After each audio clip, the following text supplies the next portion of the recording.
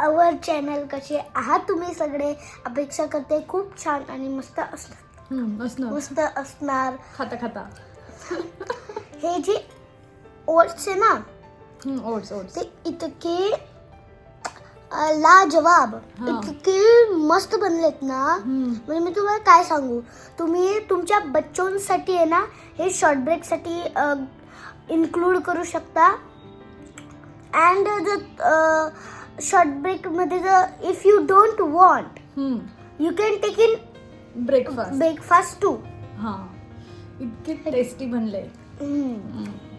म्हणजे जर माझ्याकडे टाइम राहिला असता ना तर मी इतकू खाल्लं असतं आणि खूप वेळ लावला असता. हां, पण माझी एक्झाम आहे, टाइमवर जायचं आहे, तर तेवढा टाइम नाही आहे की मी इतकू खाऊ. चला आवर पटापट. चला फायनली पिया स्कूलला गेलेली आहे. तिला रोज इथे बाय करायला येते मी, पण आज मला काही बाय करता येणार नाही. त्याचं रिझन सांगते, पण म्हटलं सकाळी सकाळी मस्त असं फ्लावरचं दर्शन जे आहे ते तुम्हाला करून देते. छान गुलाबाला फुलं आहेत. बाकी इकडे ह्या छोट्या छोट्या कुंड्या नेहमीप्रमाणे छान दिसत आहे. रात्री खूप जोरात आवाज झाला होता आणि त्या आवाजाचं कारण होतं की इथलं एक झाड होतं जे खाली पडलं. म्हणजे ते खूप असं बेंड होतं, त्यामुळे ते खाली पडलं. पण असं जेव्हा पण आवाज होतो ना, मला तेव्हा असं वाटतं की माझी ह्या ज्या हँगिंग कुंड्या आहेत ना वरच्या, याच्यामधून तर एखादी जोरात खाली पडली नसेल ना. म्हणजे आता तरी मी रात्री असा आवाज झाल्यावर उठून बघायला येत नाही, पण जेव्हा नवीन आम्ही ह्या घरात राहायला आलो होतो, जेव्हा एखाद दोन कुंड्यावर मी हँग केल्या होत्या ना, तेव्हा असं जोरात जर रात्री आवाज झाला ना, मी तेवढ्या रात्री बाहेर बघायला यायची की माझ्या कुंड्या व्यवस्थित आहेत की नाही म्हणून. इथपर्यंत झाडावर प्रेम आहे माझं. पण आता मला माहिती की ते एवढं स्ट्रॉंग मी वर हँग केलं आहे की पडणार नाही. पण खूप जोरात आवाज झाला होता. सकाळी उठून पाहिलं, मग ते खाली झाड जे होतं ना ते खाली पडलेलं होतं. सो चला, मग दिवसाची मस्त सुरुवात झाली आहे. ब्रेकफास्ट झाला आमचा, ओट्स खाल्लं आहे. पियाने जशी तारीफ केली त्या पद्धतीने आता घरातली बाकीची कामं आवरते आणि जे काही होईल ते सगळं तुमच्यासोबत शेअर करते. आज मी काहीतरी वेगळं ट्राय केलेलं आहे माझ्या नवीन चॅनलसाठी. ही साडी, हा नेकलेस, इयरिंग्स आणि हे ब्लाऊज तर माझ्याकडे आधी होतंच तसं, पण हे सगळं पेअर करून मी यासोबतचा असा नॉर्मल असा अगदी मेकअप केलेला आहे ना, तो पण अगदी डिटेलमध्ये मी त्या नवीन चॅनलवर शेअर केलेला आहे. बाकी साडी ना मला ही खूप जास्त आवडली आहे. म्हणजे बघा, तुम्ही जर मला माझ्या आधीचे व्हिडिओ बघितलेले असतील ना, त्यामध्ये पण मी अशी रेड कलरची साडी 2 ते 3 वेळा तुमच्यासोबत जे आहे ना वेअर करून तुमच्यासोबत शेअर केलं आहे. ती मी ना पियाच्या 5th बर्थडेला मुंबईला असताना मी एका दुकानामधून घेतली होती ती. म्हणजे मी यासाठी तुम्हाला हे सांगते कारण सेम टू सेम साडी आहे, फक्त थोडंसं जे आहे ना वर्कमध्ये जे आहे ना थोडंसं डिफरन्स आहे. बाकी सगळं सेम आहे, कापड सेम आहे, कलर सेम आहे. तर ती ना मी 2800 रुपयाला घेतलेली होती. 2800 की 2900 रुपयाला बार्गेनिंग करून मी तेवढ्यामध्ये घेतली होती तिला. आणि ही त्याच्यापेक्षा कमी प्राईसमध्ये ही साडी आहे आणि अगदी सेम टू सेम आहे. म्हणजे अगदी बॉर्डर पण तिची काही एवढी जास्त डिफरंट नाही आहे, अशीच आहे. फक्त हे जे मध्ये अशी थोडी डिझाईन आहे ना, ही थोडी मोठ्या साईजची त्याच्यावर. आणि तेवढ्यासाठी जी आहे ती मला एवढी ती महाग साडी मिळालेली आहे, जी की मला इथे मिंत्रावरून एकदम स्वस्तात मिळालेली आहे.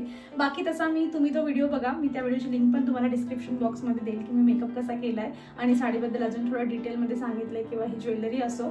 सो तो व्हिडिओ तुम्ही बघा आणि तुम्हाला जर आता बघूनच ही साडी वगैरे किंवा ज्वेलरी आवडली असेल तर मी हे दोघं प्रोडक्ट टॅग करते. सो तुम्हाला हवं असेल तर तुम्ही तिकडून चेकआउट करून घेऊ शकतात. सो आज दुपारी असे काहीतरी जे आहेत ना त्या नवीन गोष्टी मी ट्राय करते, काहीतरी नवीन जे तुमच्यापर्यंत पोहोचवता येईल आणि मला पण त्यातून बरंच काही जे आहे ते नवीन स्वतःवर ट्राय करून घेता येईल. सो चला, मग आता हे सगळं आवरते. मी साडी वगैरे घातली, आता एकदम छान फोटो काढते याच्यावर आणि हे सगळं आवरते आणि पुढची जी काही रुटीन आहे ती तुमच्यासोबत शेअर करते.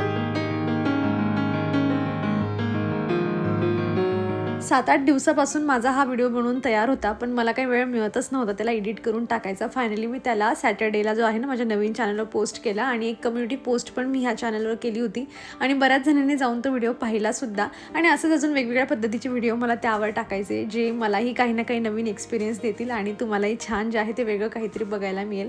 सो चला, मी आज काही किचन टॉवेल हाताने वॉश करून घेतले होते आणि मी मशीनला ना जे काही डोअरमॅट्स होते ना त्या सगळ्या लावल्या होत्या, पण त्या लावायच्या आधी मी त्यांना 3-4 पाण्यामधून काढून घेतल्या होत्या. मी आधी ना डायरेक्ट मशीनला लावून द्यायची, पण मला अशाच कमेंट आल्या होत्या की डायरेक्ट नको लावत जाऊ, कारण त्यामध्ये भरपूर धूळ असते आणि ती सगळी धूळ जी आहे, बारीक माती जी आहे ती सगळी मशीनमध्ये अटकून जाते.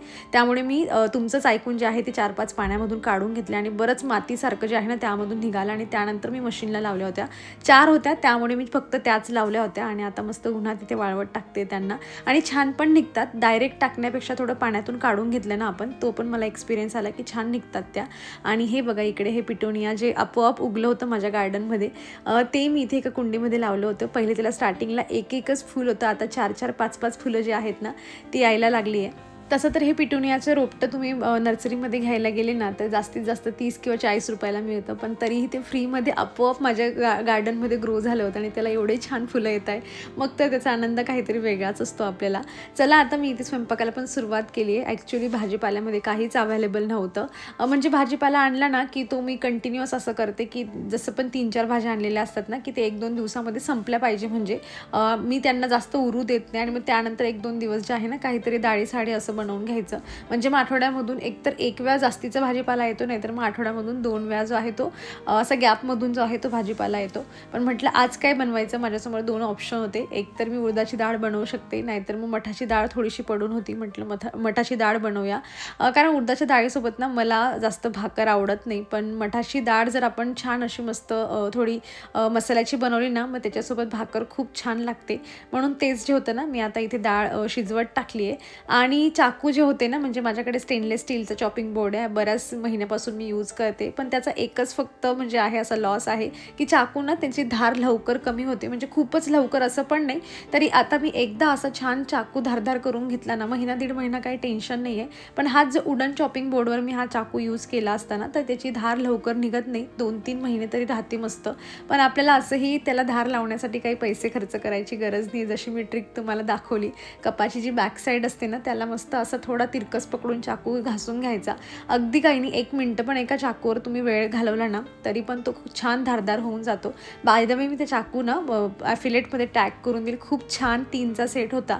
आणि मी जेव्हा पण मठाची डाळ बनवते ना माझ्याने अशी प्रॉपर ती व्यवस्थित कधी शिजतच नाही, म्हणजे कधीतरी ती जास्त शिजून जाते, नाहीतर मग तिला अगदी एकच सिट्टी करून काढण्याचा प्रयत्न केला ना की मग ती थोडी कमी शिजलेली असते आणि पुन्हा लावली ना की मग ती पुन्हा जी आहे ती जास्त शिजून जाते. अशी प्रॉपर मठाची डाळ माझ्याने कधी शिजतच नाही, नेहमी थोडी जास्त होऊनच जाते ती. आणि डाळ जर अशी थोडी जास्त शिजली ना की मग ती अशी भाजीमध्ये दिसून पण येत नाही आणि मग भाजी पण थोडी घट्ट होऊन जाते.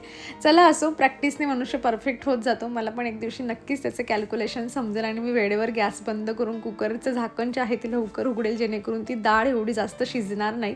मी भाकरी पण बनवते आणि चपाती पण बनवते, कारण पिया सकाळी स्कूलला जातानाच सांगून गेली की मम्मा माझी एक्झाम पण आहे, त्यातल्या त्यात उद्या पण मला एक्झामला जायचं आहे, प्लीज तू माझ्यासाठी चपाती बनवशील. म्हणलं ठीक आहे, तर तिच्यासाठी चपाती बनवते. कारण एखादा तिचं ऐकायचं कधीतरी आपल्या मनाचं जे आहे ते करून तिला भाकर खाऊ घालायची. नेहमीच जर आपण आपल्या मनाचं करत राहिले ना की मग मुलांची खूप चिडचिड जास्त व्हायला लागते, त्यामुळे तिच्यासाठी जरा 2-1 चपात्या बनवून घेते. सांग आधी सांग, एक्झाम कशी गेली? जेव्हा मार्क्स मिळतील ना हे लक्षात ठेवा, असा मार्क्स मिळतात ना तेव्हा 3. अगं मी काय म्हणते, मॅथ्स मध्ये 1 रॉंग झालंय, ईव्हीएस मध्ये 1 रॉंग झालं. म्हणजे तुला 20 मार्क्सचा पेपर होता ना, म्हणजे 1 मार्क्स तुला 18 तरी मिळाले पाहिजे, बरोबर? Out of 20. हा म्हणजे 20 मधून 18 मिळाले पाहिजे. 19. ओके, हा बघा 19 म्हणते. आता लेट्स सी, मार्क्स मिळाल्यावर मला मॅथ्सचा काही डाऊट नाही तुझ्यावर. अगं पिया ऐकते का काय म्हणते, मॅथ्सचा काही डाऊट नाही आहे, पण मला ईव्हीएस मध्ये जर 19 किंवा 18 पेक्षा 1 पण मार्क्स कमी मिळाला ना तू विचार करून ठेव. काल इतका टाइमपास केलाय अभ्यास करायच्या आधी. आता उद्या पण एक्झाम आहे ना, अभ्यास करायचा आहे. मग आता काय बनवलंय? मस्त डाळ बनवली आहे, जी नेहमीप्रमाणे जास्त शिजली म्हणून ती कळणारच नाही कसली डाळ. तर कोंकडी डाळ, वरण डाळ नाही. मी काय म्हणते तुला, तर असं जर खोकला थोडा कमी करायचा असेल दिवसा, तर पिया ऐक ना, खोकला थोडासा कमी करायचा असेल तर लवंग तोंडात ठेवायची. पिया पहिले ऐकायचीच नाही, पण तिला पण आता हे समजलंय की आवडायला लागलंय का. ओके, पण पहिले नाहीच म्हणायची, नाही तिची टेस्ट कशी लागते, थोडीशी तिखट लागते, पण आता खोकला पण कमी होतो आणि आता आवडायला पण लागली आम्हाला. चला पटापट कपडे चेंज कर, मी स्वयंपाक बनवते पटापट. चपाती बाकी माझी, आणि तुझ्यासाठी स्पेशल तुझ्यासाठी भाकर बनवायची एक व्हाईटवाली, नॉट ब्लॅक, व्हाईटवाली भाकर. चपाती खाईल मी. चल जा. कहानी ये जो कहा आहा आहा ये जो कहा काय नाही ग.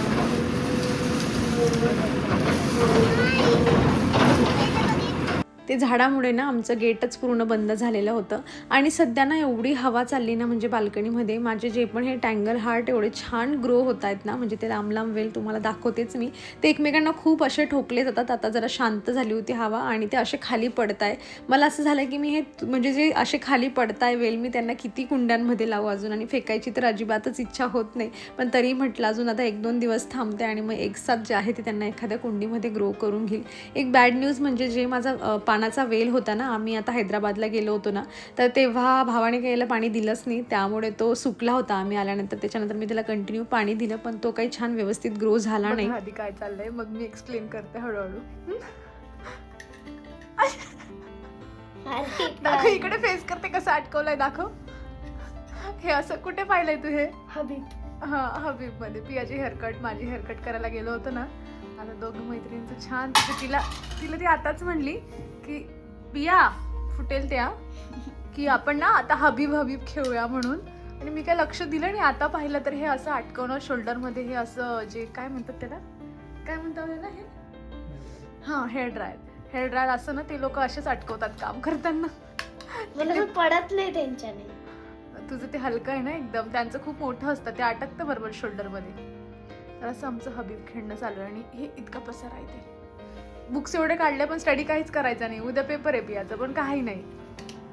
इंग्लिश तर हिंदीचं पण येतं सगळं येतं. अभ्यास करायची काही गरजच नाहीये हे ना. केस झाले का तुमचे केस सेट झाले का? नाही वडच येते नाही होते ना. तुमची सर्व्हिस चांगलीच नाही हो मॅडम. आम्ही आता दुसऱ्याकडे जाणार आहे. चालेल का? चांगली सर्व्हिस देत जा मग. चला हबीबचा शो आता खतम होतोय आमचा. Say bye. So take care friends and bye. ए नाही अजून व्हिडिओ नाही संपते मी.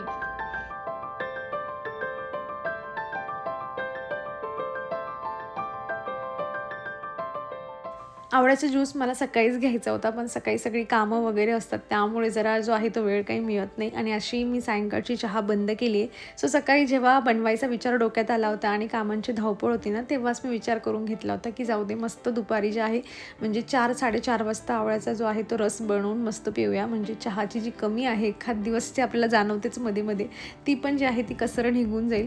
बऱ्याच वेळा मला विचारलं जातं तू आवळ्याचा रस कसा बनवते आणि मला असं वाटते की कमीत कमी 10 ते 15 वेळा तरी माझं शेअर करून झालंय की मी जास्त काहीच करत नाही त्यामध्ये. तुम्ही बरेच पदार्थ म्हणजे तुम्ही त्यामध्ये अद्रक कढीपत्ता नाहीतर मग जी आहे कोथिंबीर वगैरे घालून पण तुम्ही जे आहे ना हा आवळ्याचा ज्यूस बनवून घेऊ शकतात. पण मी एवढा तामझाम करतच नाही. मी सिंपल आवळा जो आहे तो कट करून घेते.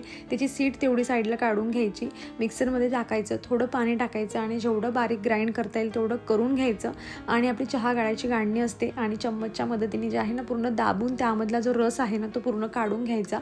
आणि मी आधी तर डायरेक्ट घ्यायची पण मला तुमच्या कमेंट्समधूनच माहिती झालं आहे की त्यामध्ये जर आपण काळं मीठ थोडं टाकलं ना तर तो जेवढा आंबटपणा असतो ना त्याचा तो कमी होऊन जातो. आणि मलाही वाटलं मी तर पहिले डायरेक्टच घेऊन घ्यायची म्हणजे मी असा विचार करायची की 2-4 घूट तर प्यायचे.